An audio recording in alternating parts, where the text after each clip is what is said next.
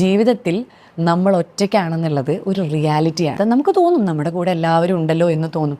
പക്ഷേ you have to realise നമ്മുടെ ആരോഗ്യവും നമ്മുടെ പണവും നമ്മളെ കൊണ്ടുള്ള ആവശ്യങ്ങളും കഴിഞ്ഞ് നമ്മൾ ജീവിക്കേണ്ട ഒരു കാലഘട്ടം. ആ കാലഘട്ടത്തിലേക്കാണ് നമ്മളെ പ്രിപ്പയർ ചെയ്യേണ്ടത്. കാരണം ഇന്ന് ഞാൻ പറഞ്ഞാൽ എൻ്റെ മകൻ കേൾക്കും. ബിക്കോസ് അമ്മ ഈസ് പ്രൊവൈഡിങ് ഫോർ ഹിം. അല്ലേ, ഇന്ന് ഞാൻ പറഞ്ഞാൽ എൻ്റെ പേരൻസോ എൻ്റെ ബ്രദറോ കേൾക്കും. Because I have A stand in the society. അല്ലേ, പക്ഷേ നാളെ ഞാൻ ചിലപ്പോൾ കിടക്കയിൽ കിടന്ന് യൂറിൻ പാസ് ചെയ്യുന്ന ഒരു അവസ്ഥയിലേക്ക് ഗുരുവായൂരപ്പൻ എത്തിക്കാണ്ടിരിക്കട്ടെ. പക്ഷേ ഒരു സിറ്റുവേഷനിൽ നമ്മൾ എത്തിയാൽ നമ്മുടെ എന്ത് വാക്കിനാണ് പ്രാധാന്യം? എന്നെ കാണാൻ ആരാ വരേണ്ടത്? കാരണം നമ്മളെ കൊണ്ട് ഈ ലോകത്തിനോ സമൂഹത്തിനോ നമ്മുടെ അച്ഛനോ അമ്മയ്ക്കോ മക്കൾക്കോ ഭർത്താവിനോ ഒന്നും പ്രയോജനമില്ലാത്ത ഒരവസ്ഥയിലേക്ക് നമ്മൾ എത്തും.